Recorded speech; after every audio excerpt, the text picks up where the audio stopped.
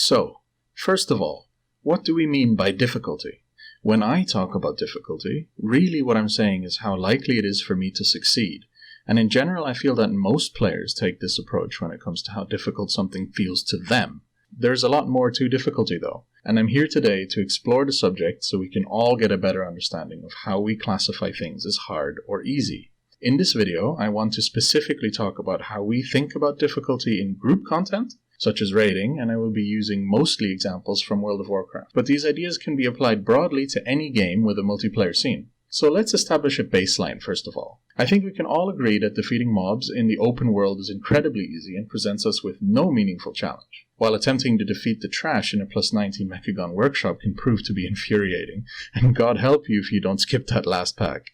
Meanwhile, we have high-end players mowing through the same dungeon without breaking a sweat. Does that mean that we can't objectively say if something is difficult? No, I say no!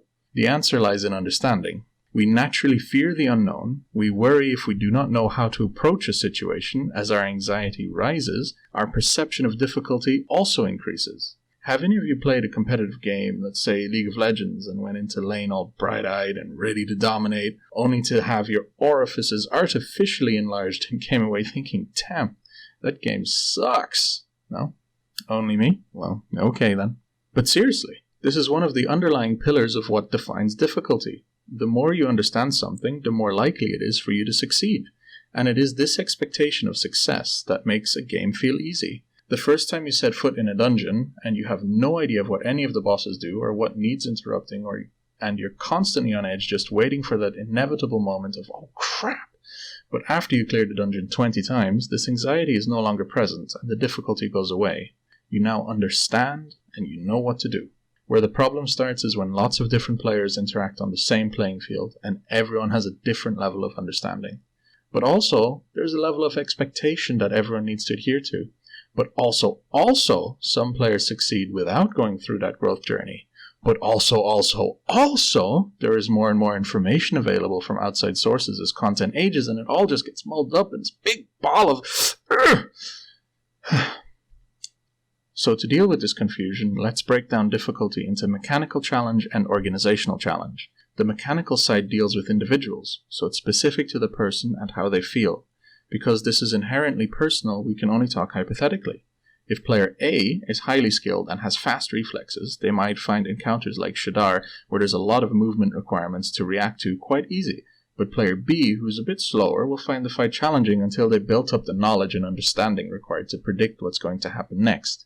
Another facet of this idea of mechanical difficulty is how many things a player needs to deal with at once. For example, in most cases, players need to actively think about their rotation and buff tracking simply to efficiently deal damage, as in most players still need to focus to do close to maximum DPS or even HPS, even on a target dummy, where nothing needs to be dealt with.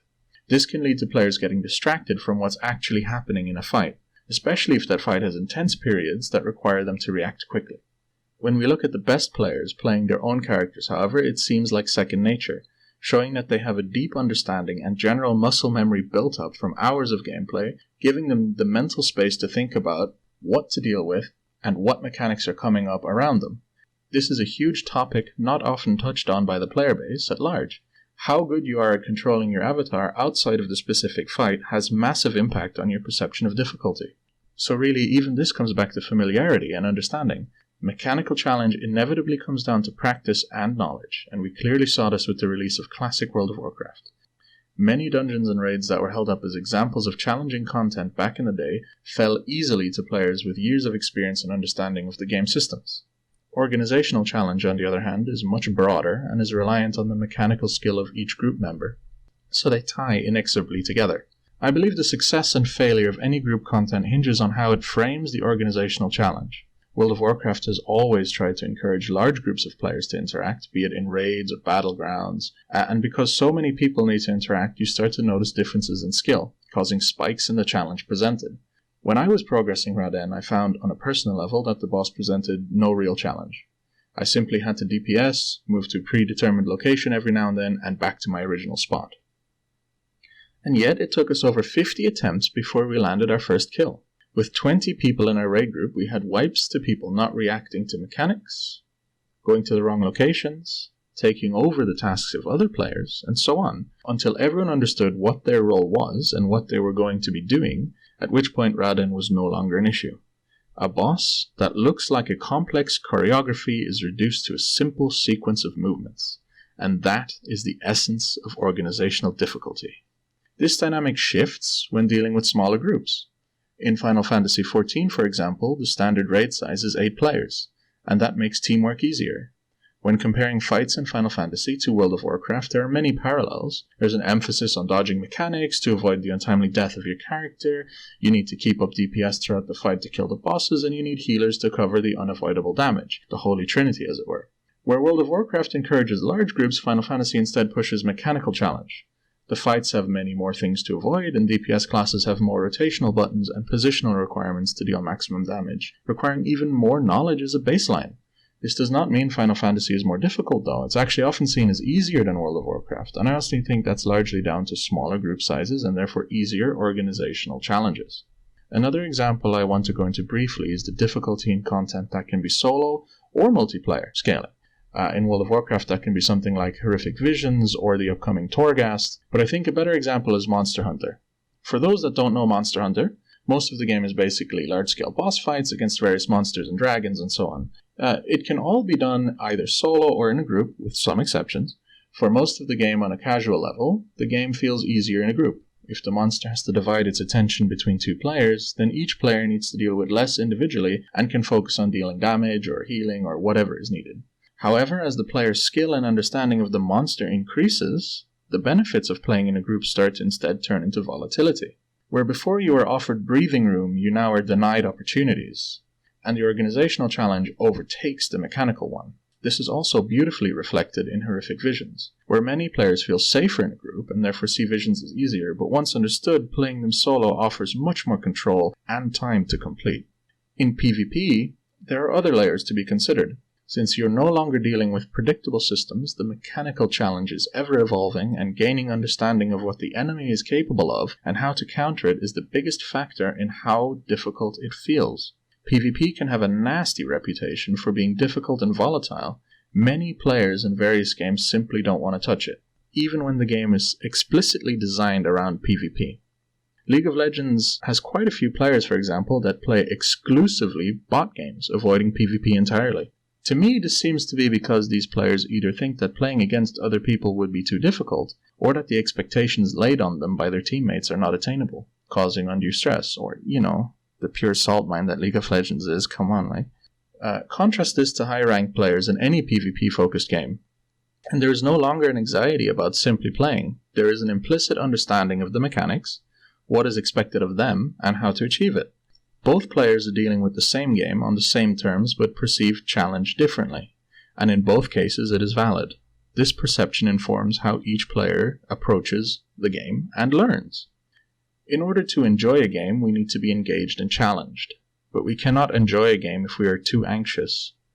Here I want to quickly introduce the idea of the flow state, often also called being in the zone.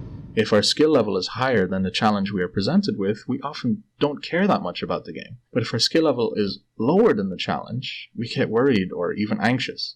It is only when our skill and understanding aligns with the difficulty that we can enter the zone and be fully engaged. And this is why understanding the dynamic between individual skill and group organization is so important.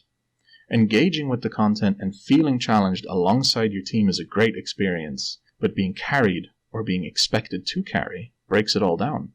Some of my personal fondest memories while raiding were healing in 10-man ICC. I was very close with the people in my healing team, and every raid night was engaging because I understood my role, what was expected of me, what my healing partner could do, and more importantly, what they would do. And when we failed, it was easy to pick each other up, and successes were freely celebrated. Many players never had these experiences, and I want to say part of that is because large group sizes do not naturally lend themselves to entering the sweet spot of engagement. Instead, they either make the organization and teamwork more difficult, which is detached from how each player engages with the content, or trivialize the part each player needs to play, causing people to be under-challenged or simply act as cogs in the machine. These observations only become more apparent in pugs, or pickup groups. Here in the hopeless wasteland of anonymity, skill gaps become apparent, and the situations created tend not to be enjoyable by anyone involved. because the engagement with the content is reduced due to the skill gap, and the resulting perception of difficulty rises. So how do we fix this? What can we do to better understand all of the moving pieces so we can better engage with content? First of all, it's important to have content available for players of all skill levels and preferred playstyles. However, I think often the type of challenge given to players of varying skill is mismatched. In Mythic Raiding, most of the challenge comes from organization and teamwork, and there are very few, if any, bosses in the current raid that can truly be described as mechanically challenging for the individual at a high level. Meanwhile, more casually oriented content like Horrific Visions, Low Mythic Plus, or Heroic Raiding tends to live or die by mechanical challenges where players need to deal with things much more individually. Of course there's overlap, and I'm not suggesting that Mythic Raiding is on the whole easier than Heroic for the individual, of course not, but the focus is clearly on group cohesion for Mythic Raiding and personal responsibility for Heroic Raiding. With this in mind, I'd like to suggest that it would be healthier for World of Warcraft to swap these philosophies. If the easier content was focused on group organization and a social experience, while the hardest content pushed the personal challenge and mechanical difficulty, it would naturally create a way for players to find that sweet spot of engagement that allowed them to enter the flow state and enjoy themselves much more easily. It would also promote player growth and learning, pushing everyone to become experts in what they do simply by playing what they love. I just want to end on a thank you. This has been our first proper video on the channel, and we hope to do many more. If you're interested and want to keep watching us, please consider subscribing and leaving a comment. Thank you very much.